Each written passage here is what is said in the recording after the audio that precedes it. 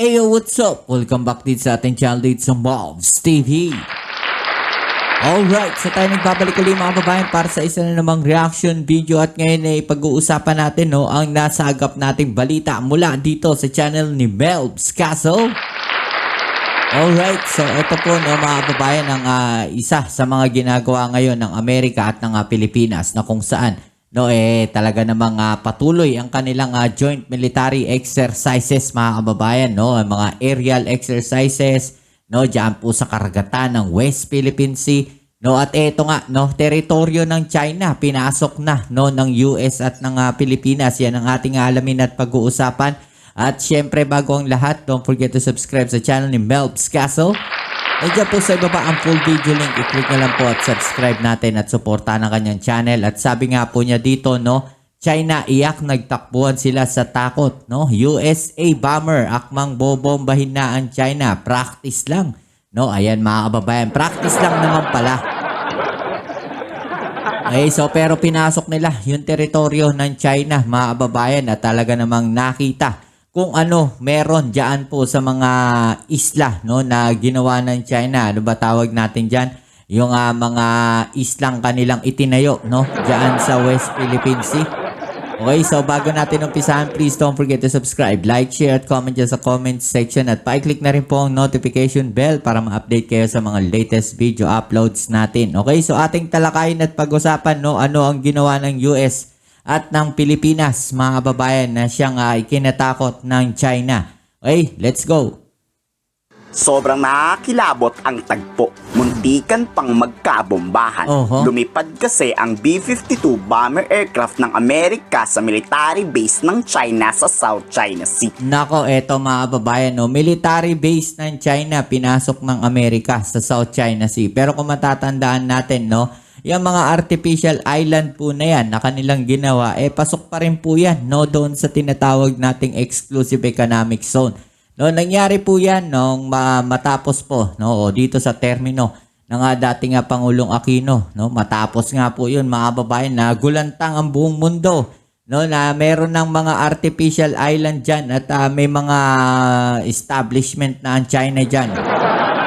Meron na po silang itinayong mga military base dyan sa mga artificial island na yan na kung saan sinasabing ang illegal yung kanilang pagtatayo ng kanilang mga military base dyan po sa mga isla na yan dahil ginawa lang po nila yan artificial island nga illegal po nilang ginawa yan bawal pong tayuan yan ng kung ano-anong mga military base.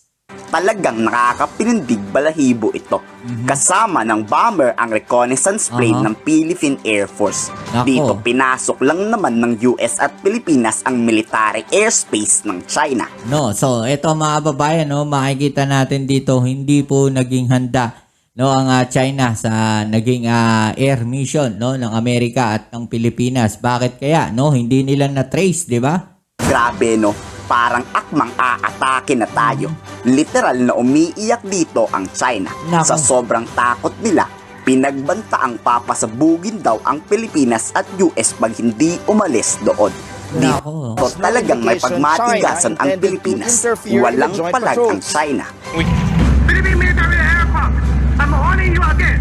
Leave immediately, or you will bear forward responsibility for all the consequences. Nasaksihan ng mismong mata ng Philippine Air Force na walang fighter jet ang China sa South China Sea. Kakaunti lang rin ang China Coast Guard na nandoon.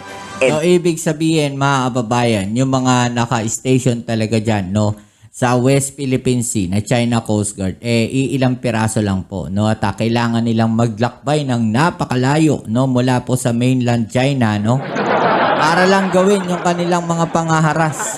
Diba? Kaya naman po nila ginawa, itinayo na main purpose po niyan mga kababayan, makapagtayo sila ng mga istasyon diyan po sa West Philippine Sea para makapaglagay sila ng kanilang mga airbase diyan, diba? So mas malapit din mga kababayan yung magiging pwesto ng kanilang mga barko kung sakaling magkakagulo po diyan sa West Philippine Sea. Imagine ninyo yun, napakalapit na po ng mga airbase na yan, ng mga landing dock na yan, ng mga pagpaparadahan ng mga barko nila, 'di ba? Kasi napakalayo po niyan, no, mula sa mainland China kung talagang sasabihin natin makikipag-gera sila, no, sa iba't ibang bansa o papasok talaga sila, no, sa isang malaking digmaan, no, napakalayo po nila, 'di ba? Imagine niyo 'yon. So, yung mga artificial island na 'yan, no, yan yung parang magiging kanilang first line of defense.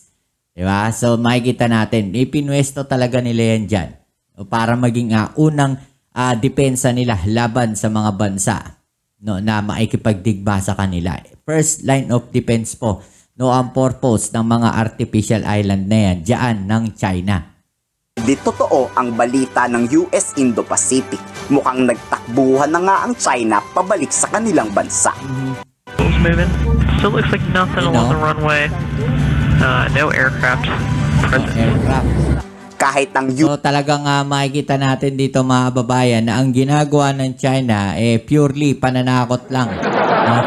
Wala talaga silang lakas ng loob na pumasok sa digmaan. Yan pong mga yan makikita nating mga show off lang, no, na tinatawag natin. Pagpapakita lang ng kanilang lakas, pagpapakita lang ng kanilang puwersa, no, pero sa katotohanan talagang wala silang kakayanan, no, na lumaban sa mga gera, sa mga kalaban nila, no, na mga kaalyadong bansa ng Pilipinas, di ba? Wala talaga silang kakayanan diyan, mga kababayan. Ang pinapakita lang nila, no, parang pananakot lang. Di ba? So papakita namin malakas kami, may mga ganito kami, may mga ganyan kami, marami kaming barko, marami kaming eroplano. Pero ang katotohanan niyan, mga kababayan, iilan lang siguro, no, yung operational nila diyan. Ganyan po ang kanilang pinapakita. Puro paninindak lang, no? US nga ay pinagbantaan rin ng China. Anong nangyari? Wala. Deadma lang ang piloto ng bomber aircraft. Dito maririnig mo na may takot sa salita ng Chinese na nagre-radio challenge. Natataranta pa yan habang nagbabanta sa Estados Unidos. Aha. US military aircraft, Papa 8 Alpha, leave immediately and keep off so as to avoid any misstanding. Sinampal naman ng katotohanan ang China dahil may karapatan ang bawat bansang lumipad na mapayapa ng hindi sinisita. Halos lahat kasi inaangkin na ng China. Oo, Wala totoo namang yan. batas na nagsasabing pagmamay-ari ito ng mga Chinese. Yan yung makikita natin, no, na talagang doon sa kanilang ini-insist, no, doon sa 10 dash line na yan, talaga namang halos sakupin na nila yung buong South China Sea. No, angkinin na nila yung buong South China Sea na kung saan talaga namang pati yung Taiwan, no, pumasok doon sa kanilang 10 dash line at ang ilang isla po ng Japan, no, talagang pumasok din sa kanilang 10 dash line. Ganyan po ang kanilang ginagawa, mga kababayan, no. Pero syempre, Japan pa ba naman, isa rin yan, no. Napapalagan din talaga sila. Hindi matatakot ang Japan sa kanila. Ang kakapal na mukha, di ba? Ensure that we maintain the rights that we have as a military aircraft to fly in international airspace, maintain our presence in the area, and show that, you know, we're not worried about the buildup that's happening and that we are going We are not worried, sabi ng Amerika, no. to continue to stay down here in South China Sea. Hanggat maaari, ayaw ng giyera ng Pilipinas. Kung ipapakita naman ng China na mabait talaga ang mga Chino, di go, magkaibigan tayo.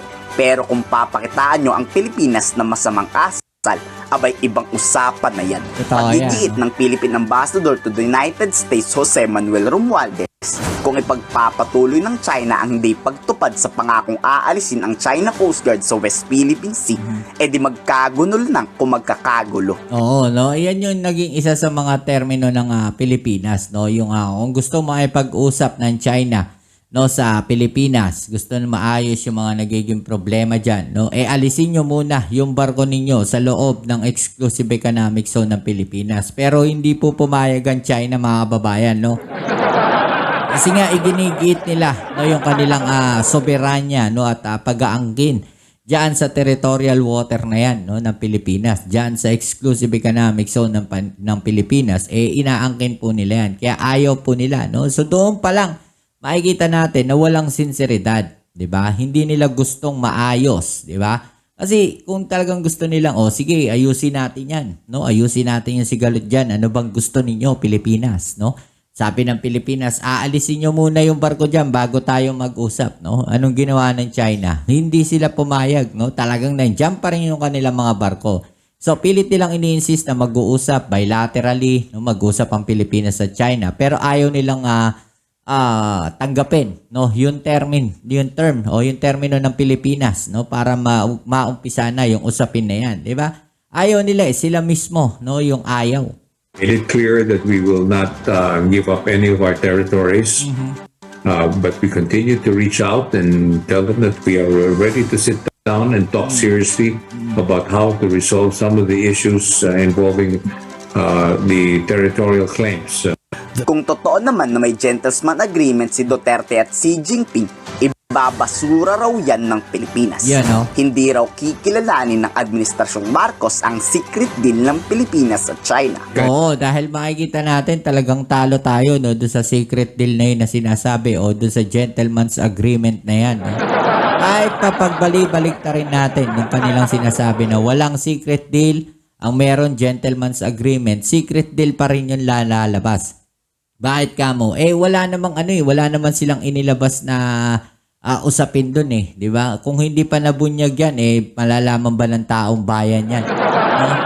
So, pagka itinago ninyo, automatic secret yun. 'Di ba? Secret deal yun. Hindi siya gentleman's agreement na alam. No? So, anong pinagkaiba nun? No? Yung secret deal na sinasabi nila at gentleman's agreement. 'Di ba? Iisa lang yun. No, pero ini-insist nila, no, ni Attorney Harry Roque na wala raw secret deal, ang meron gentleman's agreement. So, anong pinagkaiba nun? No, pareho lang yun.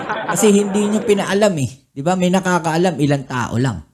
'Di ba? So wag nating ilihis yung issue dito.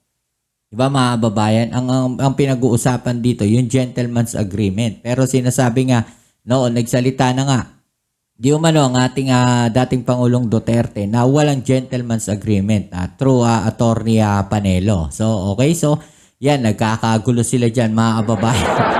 Kind of an agreement that does not jive with our policy of making sure that our territory is well protected. Will obviously be not recognized. I think that that's already been made clear on many occasions. Kayo, Alright, so yung mga kababayan, no? Anong masasabi ninyo, no, dito na natuklasan o nabunyag, no? Na kung saan wala naman talagang laman. No, yung mga military base na artificial island ng China, nagtakbuhan na nga ba sila? No, sa takot. Diba? So, anong inyong opinion dyan? I-comment down nyo dyan sa ibaba ang inyong mga opinion na ating yung pag-usapan. Alright? So yan, muli maraming salamat sa lahat ng mga patuloy na nakasuporta dito sa ating channel. At kung bago ka pa lang, please don't forget to subscribe. Like, share, comment dyan sa comment section. Kita-its tayo sa ating next video. Ito muli ang inyong Kuya Mobs dito sa Mobs TV. Peace. I'm out.